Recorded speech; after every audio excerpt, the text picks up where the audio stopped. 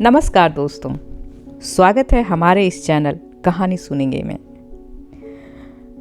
आज हम आपके समक्ष बेहतरीन कहानी लेकर प्रस्तुत हैं।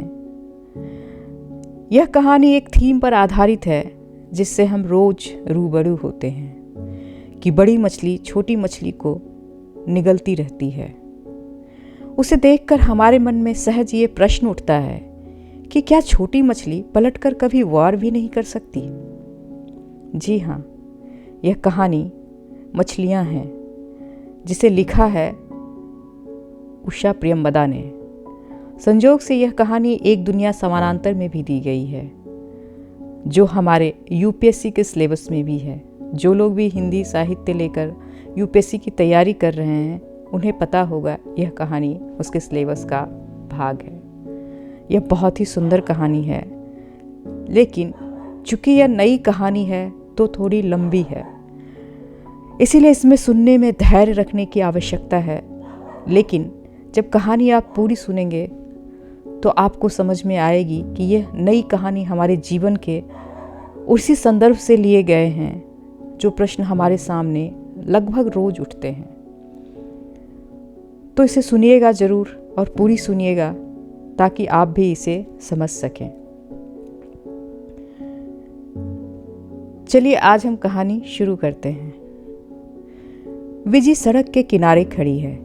पतझड़ की सुनहरी रंग भरी शाम सड़क और इमारतों पर छाई हुई है। पूर्व से रह रहकर हवा आती है जिससे विजी की हल्की पारदर्शी नायलन की साड़ी पर छपे फूल धीरे धीरे हिलते हैं। सारे दिन के बाद जूड़ा ढीला हो गर्दन पर टिका है और बैम्बू क्लिप का एक सिरा मांस में निरंतर चुभ रहा है। विजी अकेली नहीं है, पास ही नटराजन भी खड़ा है, पर विजी ने नटराजन की ओर से मुंह फेर लिया है क्योंकि विजी की आंखों में आंसू है। विजी नहीं चाहती नटराजन जाने कि वह रो रही है। 3 महीनों के बाद लौटकर विजी ने जो समाचार सबसे पहले सुना वह यह था कि नटराजन शीघ्र ही मुकी यानी नयनतारा मुखर्जी से विवाह करने जा रहा है। विजी के मन में सवाल आता है, कहाँ वह डायन, कहाँ बेचारा नटराजन। विजी चाहती है कि इस बात का बुरा ना माने कि नटराजन को मुकी अच्छी लगती है, कि मुकी ने विजी को निमंत्रण नहीं दिया है, कि स्वयं नटराजन ने अब तक एक बार भी नहीं पूछा विजी आओगी ना। अगर पूछे तो विजी को वह सब कहने का अवसर मिले जो हृदय में कल से उमड़ घुमर रहा है। शाम को सड़क पर आवाजाही बहुत बढ़ जाती है। लाल बत्ती के बदलने पर दोनों सावधानी से सड़क पार करने लगे। कुछ दूर चलने पर भीड़ और रोशनी वाली सड़क अचानक ही अंधियारी और उदास दिखने लगती है। अब नटराजन को विजी का चेहरा अस्पष्ट नहीं दिखाई देता। यहाँ खड़े होकर वह विजी का सिर अपने सीने से लगा लेना चाहता है क्योंकि उसका उदास सा दुखी चेहरा नटराजन से देखा नहीं जाता, पर वह स्वयं जानता है कि वह ऐसा नहीं करेगा। नटराजन को अपने संयम पर गर्व है और उसके मन में यह संतोष है कि उसने कभी विजी के सम्मुख अपनी भावनाओं को नहीं व्यक्त किया। जो अभी तक विजी से गोप्य रखा है उसे अब कहने की जरूरत भी क्या है। विजी का घर पहले आता है। वह वहां एक पल ठिठकी और बोली, आओ एक कप कॉफी पीकर चले जाना। विजी के स्वर में न आग्रह था, आत्मीयता भी ना थी, पर कुछ था अवश्य। नटराजन जाते जाते रुककर खड़ा हो गया। मुकी को पता लगेगा तो वह बहुत बुरा मानेगी। विजी और मुकी में लंबी अनबन है। विजी तो मुकी का नाम तक नहीं सुन सकती, पर नटराजन तो अभी स्वतंत्र है। उसने देखा कि विजी दरवाजे के ताले में चाबी डालकर घुमाते हुए मुड़कर देख रही थी कि वह आता है या नहीं। अच्छा, नटराजन ने कहा। विजी ने दरवाजा खोला, अंदर जाकर बत्ती जलाई। आओ, अपने पर्स को मेज पर रखते हुए विजी ने कहा। नटराजन ने कमरे के मध्य में खड़े होकर चारों ओर नजर दौड़ाई। दीवार पर एयर इंडिया का पुराना कैलेंडर, मैक्सिकन बास्केट के शेड वाला लंबा लैंप, सोफे पर छींट का वही खोल। चाय पियोगे या कॉफी? विजी ने पूछा और उत्तर की आशा में विमनस्क भाव से खड़ी रही। कॉफ़ी हो तो कॉफ़ी, नहीं तो एक गिलास पानी से काम चलेगा। लगता है कि मीठा बोलना ही भूल गए हो। कौन, मैं कि तुम? मैंने तो मीठा बोलना जाना ही कब था। मीठा तो वह बोलती है। विजी ने कहते कहते अपने को रोक लिया और रसोई की ओर चली गई। कमरे से रसोई का दरवाजा दिखता है। नटराजन ने कुर्सी से थोड़ा आगे उटंग कर पूछा, कौन? विजी रसोई के अंदर हो गई, जिससे नटराजन को ना दिख सके। तब नटराजन ने कुछ स्वास्थ्य सी अनुभव किया और पैर फैलाकर सामने रखी मेज पर टिका दिया। रसोई में से पानी गिरने की झरझर आवाज आ रही है। खिड़की के प्लास्टिक पर्दों के उस पार कुछ नहीं दिखता। अमेरिका के इस शहर में विजी नाम की लड़की के घर में अकेले बैठे नटराजन को इस समय कुछ भी असंगत नहीं लगता। वह भूल सा जाता है कि कुछ ही दिन बाद वह एक दूसरी लड़की से विवाह करने जा रहा है, जैसे उसने अपनी भावनाओं विचारों को अलग अलग कक्षों में बांट दिया है। 6 साल से वह विदेश में रहते रहते ऊब गया है, पर भारत में पसंद की नौकरी ना मिलने से यहीं कुछ वर्ष और रहना होगा। उसने मुकी से विवाह करने का निश्चय बहुत ठंडी तरह सोच विचारने के बाद किया है। मुकी उसे कुछ मायनों में अच्छी लगती है। मुकी के मन में नटराजन के लिए आदर है। दोनों जानते हैं कि विवाह का दायित्व वे अच्छी तरह से निभा सकेंगे, पर यह सब विजी को कैसे समझाया जाए। कमरे में घी गर्म किए जाने की सुगंध भर उठी। फिर ढेर सारा प्याज मक्खन में छोड़ दिया गया। विजी, क्या बना रही हो? नटराजन ने आवाज ऊंची करते हुए पूछा। स्टेनलेस स्टील की कलछी हाथ में पकड़ी विजी ने रसोई से थोड़ा इधर आकर कहा, यूं ही कुछ थोड़ा सा। कितनी बार बताया है कि पहले सरसों के दाने चटका लिया करो, प्याज पहले डालने से वे ठीक से नहीं चटकते। नटराजन कहते कहते कुर्सी से थोड़ा सा उठा, फिर बैठ गया। आज वह विजी का अतिथि है। रसोई में जाकर बीच में अड़ंगा लगाना उसके लिए शोभन नहीं है। वे दिन नहीं है जब अपार्टमेंट में मनीष और नटराजन का वर्चस्व था और रसोई में उसका आधिपत्य। मनीष को दक्षिणी भोजन बहुत अच्छा लगता है। यह जानकर विजी ने सोत्साह नटराजन की शिष्या बनना स्वीकार कर लिया था। विजी ने कैसे पूर्ण रूप से मनीष की रुचियों के अनुसार ढालना आरंभ कर लिया था। उन दिनों विजी रह रहकर हंसा करती थी और उसकी उज्ज्वल तरल आंखों से आंतरिक उल्लास की आभा झरती थी। अब तो उसके गोरे चेहरे पर कलौंस आ गई है। हंसी जैसे होठों को हल्के से छू कर निकल जाती है। विजी 2 तश्तरियों में उपमा ले आई और मेज पर रखकर कॉफी लेने वापस लौट गई। नटराजन की एक्सपर्ट आंखें देख रही थी कि प्रिपरेशन ठीक नहीं है, सूजी कहीं कहीं से जल गई है, पर कॉफी लाकर विजी ने तस्तरी उसे दी तो वह चुपचाप खाने लगा। विजी ने स्वयं भी 2 चम्मच उपमा खाकर तस्तरी रख दी और कहा, ठीक नहीं बना है ना? उस क्षणांश में जैसे पहली वाली प्रफुल्ला हासिनी विजी इस क्लांत मुख से झांक गई। नहीं तो अच्छा है, नटराजन ने कहा।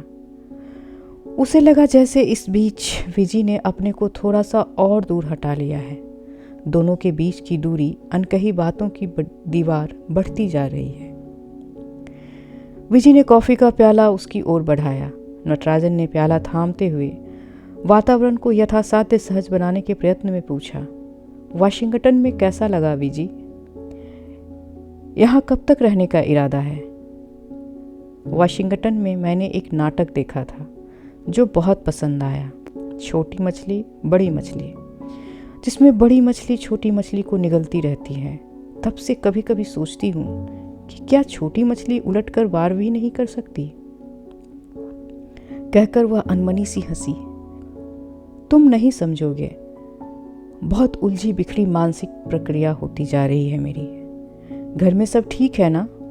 पिता, भाई, बहन? विजय ने इस प्रश्न को चकित आंखें उठाई और कहा, वे लोग मुझे चिट्ठी ही कहाँ लिखते हैं? तुमने उन्हें सूचना नहीं दी?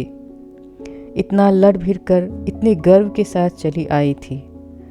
यह किस मुख से लिखती कि शादी टूट गई है। मनीष का मुझसे जी भर गया है। विजी की बात में हल्की सी कड़वाहट है। नटराजन नहीं चाहता है कि वह बात आगे बढ़े। विजी और मनीष के विवाह न करने में मुखी का जितना हाथ है नटराजन से छिपा नहीं। इस नाटक का वह आद्योपांत दर्शक रहा है। थोड़ी कॉफी और दोगी विजी? उसने पूछा। बाहर अंधेरा गाढ़ा हो गया है। कमरे में लैंप शेड की झिड़कियों से निकलकर दीवार पर गिरता प्रकाश अच्छा दिखता है। विजय ने अपने बालों में अटका क्लिप निकालकर मेज पर रख दिया और सिर को धीरे धीरे कई झटके दिए, जिससे बाल पूरे खुल गए।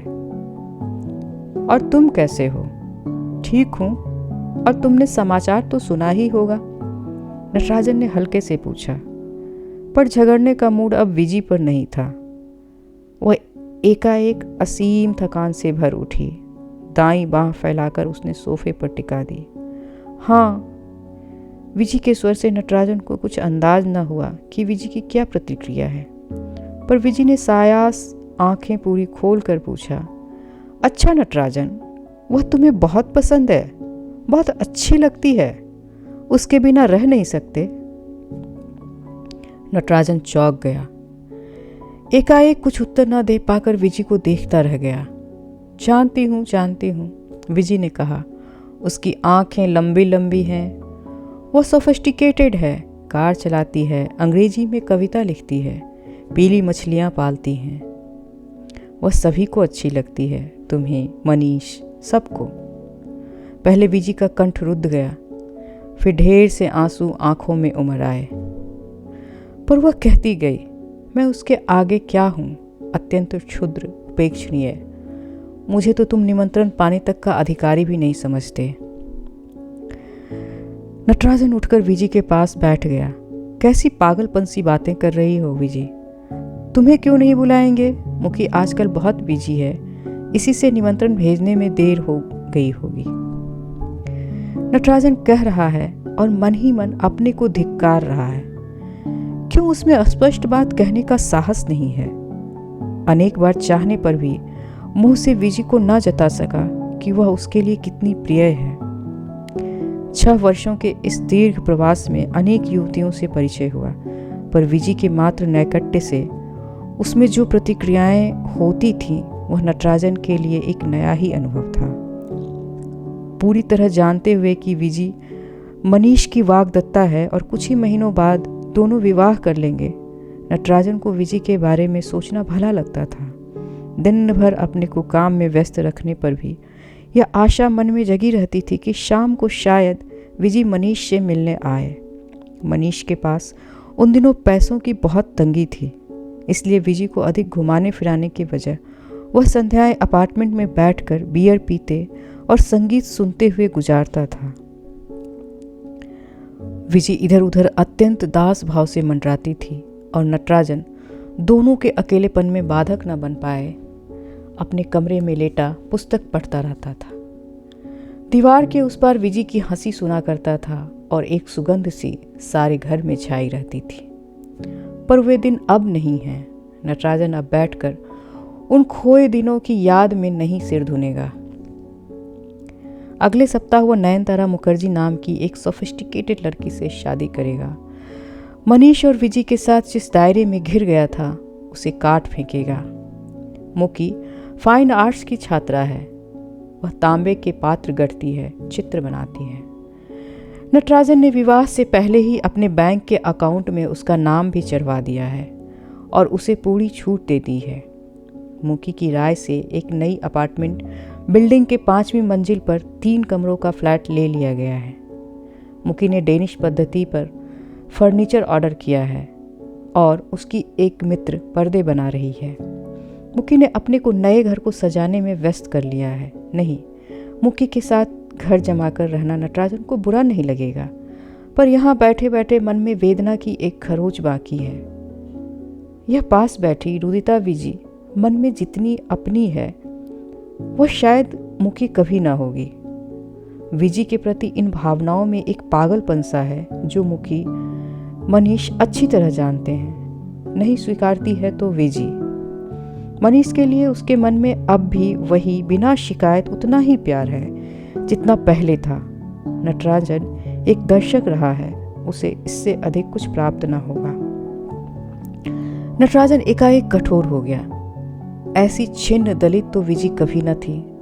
बंधु बांधवों से दूर, सुबह से शाम तक परिश्रम के बाद अकेले संध्या और रात बिताते हुए विजी को कैसा लगता होगा, इसका नटराजन कुछ कुछ अनुमान लगा सकता था। और ऐसी साधना मनीष के लिए, मनीष जिसने कि एक दिन बहुत ठंडे अनासक्त भाव से नटराजन से कह दिया था, विजी के लिए मेरे मन में अब कुछ नहीं बचा। वह बहुत सीधी, सरल, अनकॉम्प्लिकेटेड लड़की है। मुझे बांध सके, संतुष्टि दे सके ऐसी मानसिक गहराइयाँ नहीं है उसमें। मुझे पत्नी चाहिए तो मुकी जैसी, कलात्मक, स्फूर्तिदायक, इंटेलेक्चुअल। फिर मुकी को भी वह ना बांध सके। विजी रो मत, नटराजन ने कहा। कितना चाहती हूं कि दृढ़ बनूं, पर फिर भी न जाने क्यों बहुत दुर्बल हो जाती हूं और आंसू नहीं रुकते। विजी तुम भी, अब भी मनीष को? हाँ नटराजन, मनीष कहा करता है कि प्यार चुक जाता है, भावनाएं मर जाती हैं। अक्सर सोचती हूँ मुझ में ऐसा क्यों नहीं हुआ, मैं क्यों निर्मम, कठोर नहीं हो पाती। मुकी मुझ पर हंसती थी, मेरे भारतीय संस्कारों पर। मुझे इस पर लज्जा नहीं आती कि मैं उसकी तरह आधुनिक नहीं हूँ। विजी कुछ याद न आने पर चुप हो गई। कुछ देर वह दीवार को एकटक ताकती रही। फिर उसने आंखें पूछकर झेंपी सी मुस्कान होठों पर लाकर कहा, न जाने क्यों तुम्हें सम्मुख पाकर मैं बिखरने लगती हूँ। जो कुछ मन की तहों में छिपा छिपा कर रखती हूँ, तुम्हारे आगे चीख चीख कर कहना चाहती हूँ। वहां अधिक देर बैठे रहना नटराजन को असहनीय प्रतीत होने लगा। वह उठा और कुर्सी पर पड़ा अपना कोट पहनते हुए तलखी से बोला, इसकी चिंता ना करो विजी, मैं हमेशा हर एक बात सुनने को उद्यत हूँ। जैसे नटराजन एक बहुत कन्वीनियंट व्यक्ति है जिससे सभी अपने अपने मन की बात कह लेते हैं, पर उसके अंदर भी तो कुछ है जो काटता रहता है, हर समय घूमता रहता है। कमरे से आकर ठंडी हवा सामने आई। रात में नए घर की ओर चलते हुए नटराजन की आंखों के आगे विजी का आहत, दयनीय हो आया चेहरा घूमता रहा। फिर अपने ऊपर आक्रोश भी कि जो स्वयं ही आहत है, उसे और दुखी करने से क्या फायदा। अगर चुपचाप उसकी बात सुन लेता तो क्या जाता। पर साथ में मन में थोड़ी सी झुंझलाहट, खूब झकझोर कर विजी को जगा देने की इच्छा कि मनोज अब नहीं लौटेगा। फिर वह क्यों उसके नाम को पकड़े बैठी है। मनीष ने तो कभी जरा भी विजी की सुविधा सुख का ख्याल नहीं किया। एक ही मकान में मनीष के साथ रहकर उसके स्वभाव और प्रवृत्तियों से अच्छी तरह परिचय हो गया था। और यह मनीष सा लापरवाह व्यक्ति ही कर सकता था कि लगातार पत्र लिखकर विजी को भारत से बुलाए और उसके पहुंचने से पहले ही प्रतीक्षा करने से अकेला मैक्सिको चल दे। उसके जाने के बाद नटराजन घर में अकेला रह गया था। एक सोई सी दोपहर में फ़ोन बजने लगा और एक डरी सी रुआसी आवाज़ मनीष को पूछने लगी। मनीष को अब भी अनेक आवाज़ें पूछा करती थी, पर इस बार जो नटराजन ने सुना उससे वह कुछ स्तब्ध बैठा रह गया। फिर जल्दी जल्दी कपड़े बदले, गराज से गाड़ी निकालकर एयरपोर्ट की ओर जाते हुए नटराजन को लगता रहा कि कुछ गड़बड़ी है। मनीष की मंगेतर भारत में है, दोनों की कॉलेज से मैत्री रही है, यह उसे मालूम है, पर वह यहाँ अचानक आ पहुंचेगी इसका उसे अनुमान न था। फिर मनीष की आर्थिक स्थिति भी अभी विवाह कर गृहस्थी बसाने की ना थी। एयरपोर्ट पर पहुंचकर नटराजन लाउंज के द्वार पर खड़ा होकर चारों ओर देखा। अलग हटकर एक कुर्सी पर बैठी विजी सहज दृष्टि में आ गई। पास जाकर अपना परिचय देते हुए नटराजन को विस्मय का दूसरा झटका लगा। जिस स्मार्ट सेट में मनीष रहता था उसमें विजी भिन्न थी। उसके वस्त्र, केश विन्यास और झिझकते हुए स्वर स्पष्ट निम्न मध्यवर्गीयता थी। नटराजन ने उससे कुछ मिनटों तक क्या बात की यह उसे स्वयं याद नहीं, पर उसका सार यही था कि वह चिंतित ना हो। नटराजन उसके रहने का प्रबंध कर देगा और शाम को वह फ़ोन पर मनीष से बातें कर ले और फिर जैसा कुछ निश्चय हो। यह सब कहते हुए नटराजन को गोरे चेहरे पर दो बड़ी बड़ी तरल विश्वास भरी आंखों का ही ज्ञान रहा। उसी क्षण उसके मन में उस पर छाह करने लगी, उसे कभी कोई कष्ट ना हो। विजय उसके साथ आकर कार में बैठ गई और कार जब शहर की ओर चली तो विजय अपने को संयत न रख सकी। नटराजन की ओर पीठ करते हुए वह दाईं ओर थोड़ा सा मुड़कर बैठ गई और बाहों पर सिर रखकर रोती रही। कितनी दुबली पतली असहाय लग रही थी। तब नटराजन के मन में मनीष के प्रति अत्यंत क्रोध उमड़ आया था। बाद में जब जब भी विजय का पक्ष ले मनीष से लड़ा, मनीष ने विद्रूप भरी हंसी से कहा, विजय को तुम चाहते हो ना, इसी से उसका दुख तुमसे देखा नहीं जाता। मनीष के कनाडा चले जाने के बाद नटराजन के मन में एक बहुत छोटी सी आशा जगी थी, पर वह शीघ्र ही मान गया था कि विजय उसे सदा एक करुणामय मित्र की तरह समझती है। प्रेमी या पति वह कभी नहीं हो सकता। नया घर अभी बेतरतीब तरीके से सजा था। कमरे के बीच में कुर्सी पर मुकी बैठी है और सामने मेज पर झुकी हुई लिफाफों पर पते लिख रही है।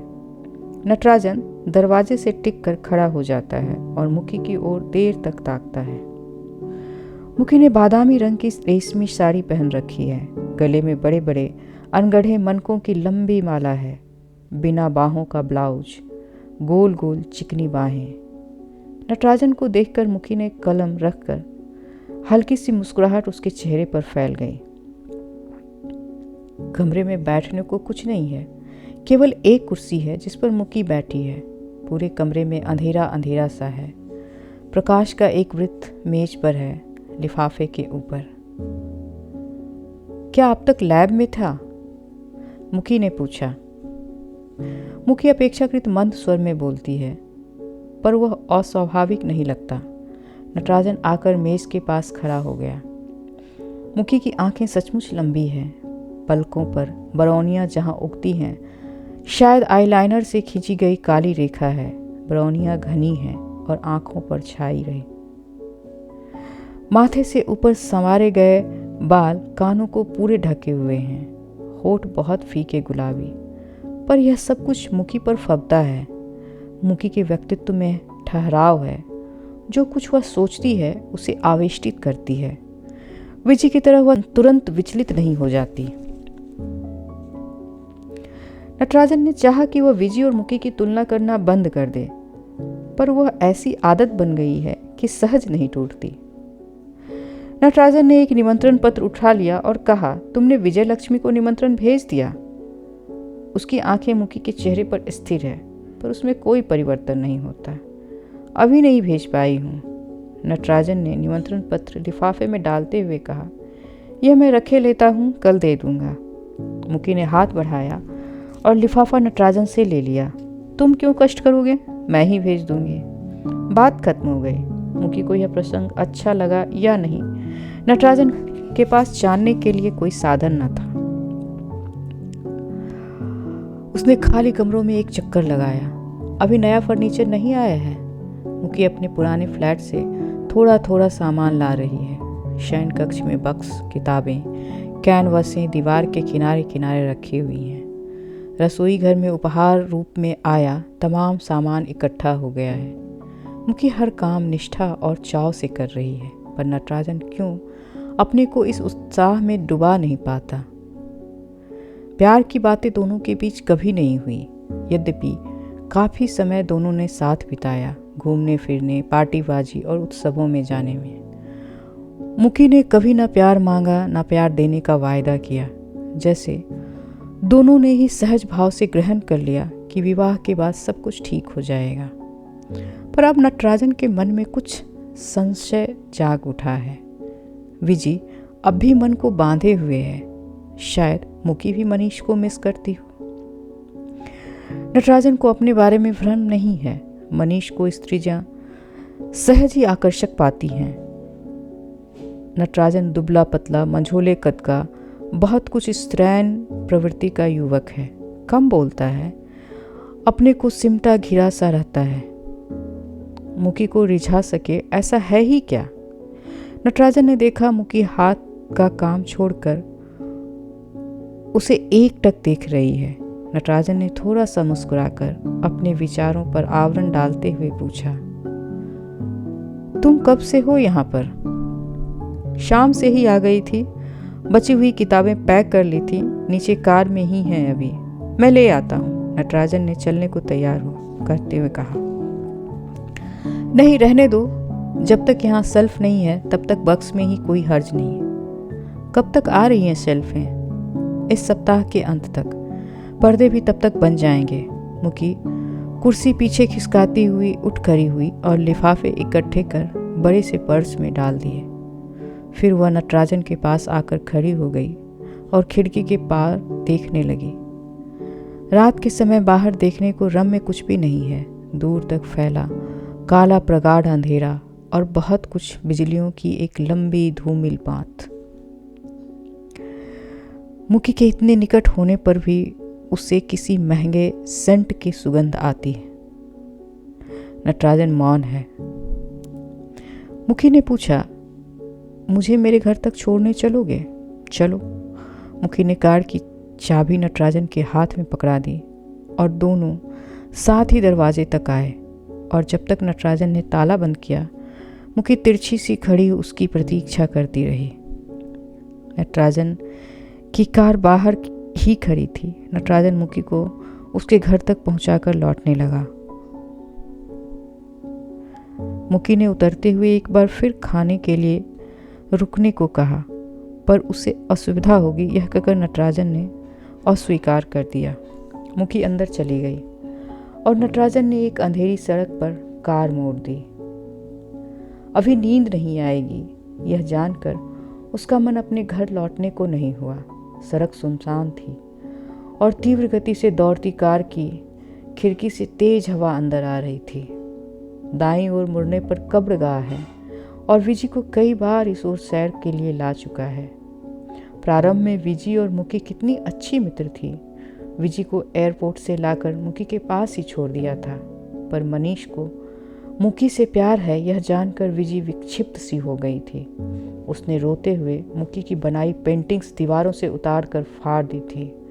उसके गढ़े हुए बर्तन जमीन पर पटक दिए थे और जब मनीष की वर्जना का उस पर कोई असर नहीं हुआ तो उसने विजी को तरातर 2 चांटे मार दिए।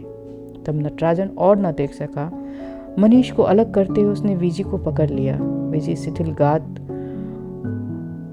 उसकी पकड़ से सरक कर भूमि पर बैठकर रोने लगी।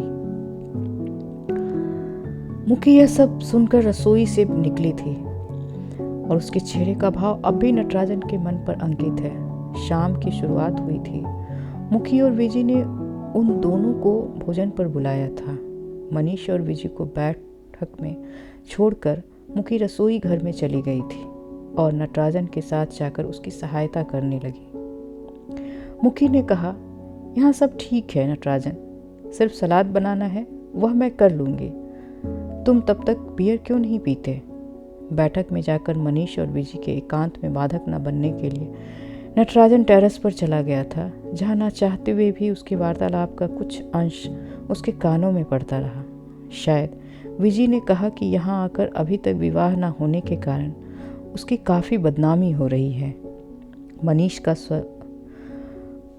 स्वर न सुन सका, पर अचानक ही चीखने, झगड़ने और चीज़ों को फेंके जाने के स्वर से नटराजन चौंक कर कमरे की ओर झपटा। परिचित भीरू विजी प्रचंड दुर्दमनीय बन गई थी। बाद में नटराजन द्वारा झकझोरे जाने पर उसने चौंक कर आंखें खोली, जैसे होश में आई हो। फिर उसकी आंखों से झरझर आंसू गिरने लगे और उसने कहा, मैं यहाँ एक पल भी न रह सकूंगी, मुझे कहीं और ले चलो। समझा बुझाकर नटराजन ने उसे जाकर शैया पर लेटने को बाध्य किया। विजी का चेहरा ऐसा हो गया कि उसके अंदर का सारा प्रकाश बुझ गया हो। वह बिना प्रतिवाद किए शयन कक्ष में चली गई।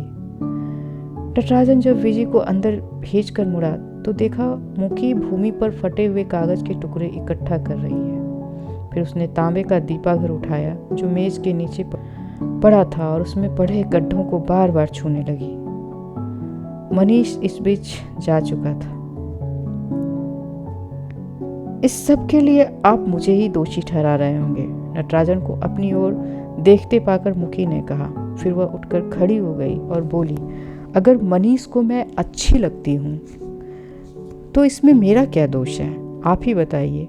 यदि मैं विजी से अधिक आकर्षक और सोफिस्टिकेटेड हूँ तो क्या यह कोई मेरा अपराध है? मुकी के इस बात पर नटराजन ने चकित होकर उसको देखा, पर यह सब बहुत स्पष्ट दो टूक भाव से कहा गया था। उसमें न दम्भ था न अहंकार।